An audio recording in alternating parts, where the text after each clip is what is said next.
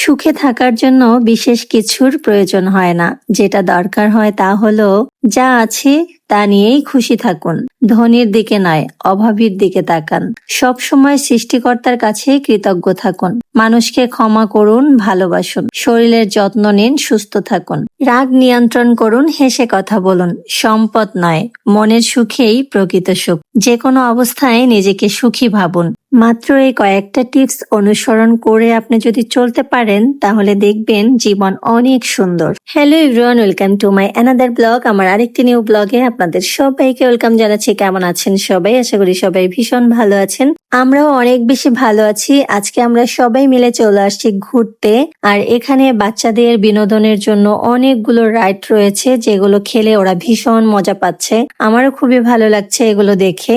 এখানে দেখেন একটা বক্সার রয়েছে। আপনি চাইলে আপনার কতটা শক্তি আছে সেটা অবশ্যই পরীক্ষা করে দেখতে পারেন। তো এখানে একটা ভাইয়া এই মাত্রই মারলো, তার হচ্ছে 600 আপ উঠেছে। আর এখন হচ্ছে মৌসুমী দিদি খেলবে, তার খুবই ইচ্ছা তার কতটা শক্তি আছে এটা দেখার জন্য। তো প্রথমে সে মেরেছে, একদমই হয়নি, সে বুঝতে পারেনি। এরপরে আবারও মেরেছে, তার 629 মতো উঠেছে। বাট ভালোই, অনেক বেশি শক্তি আছে মনে হচ্ছে।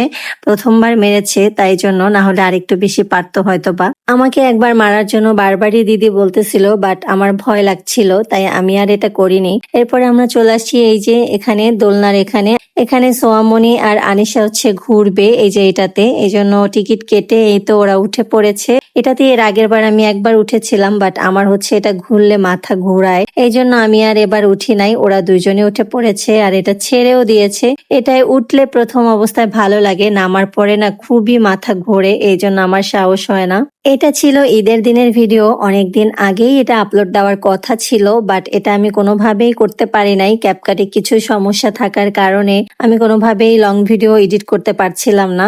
অবশেষে সমস্যার সমাধান করে আজকে এডিট করে আপনাদের সামনে আপলোড করে দিলাম। ভিডিওটা যদি আপনাদের ভালো লাগে অবশ্যই কিন্তু কমেন্ট করে জানাবেন। আর এই ছিল আজকের মতো এখানকার ঘোরাফেরা। আজকে আমরা অনেক বেশি ঘোরাফেরা করেছি, ভীষণ এনজয় করেছি, খুবই ভালো লেগেছে।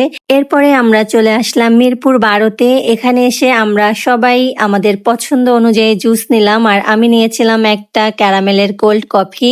এটা আমার খেতে ভীষণ ভালো লাগে। এরপরে আমরা হাঁটতে হাঁটতে চলে আসলাম ফুচকা চটপটির দোকানে। বাইরে ঘুরতে বের হয়েছি, ফুচকা না খেয়ে গেলে হয় বলেন? সবাই মিলে ঝাল ঝাল করে খুব মজা করে ফুচকা খেয়ে নিলাম। এখন আমরা চলে যাব বাসায়। আজকে আর ঘোরাফেরার এনার্জি নাই। এদিকে আমি দেখছি দিদিভাই দাদাভাইকে খাইয়ে দিচ্ছে, এটা একটু ভিডিও না করলেই নয়। তো আজকের ভিডিওটা এই পর্যন্তই। সবাই খুব ভালো থাকবেন, সুস্থ থাকবেন। ভিডিও ভালো লাগলে লাইক কমেন্ট শেয়ার করে পাশে থাকবেন। পরবর্তী নতুন ভিডিওতে আবার দেখা হচ্ছে। টাটা।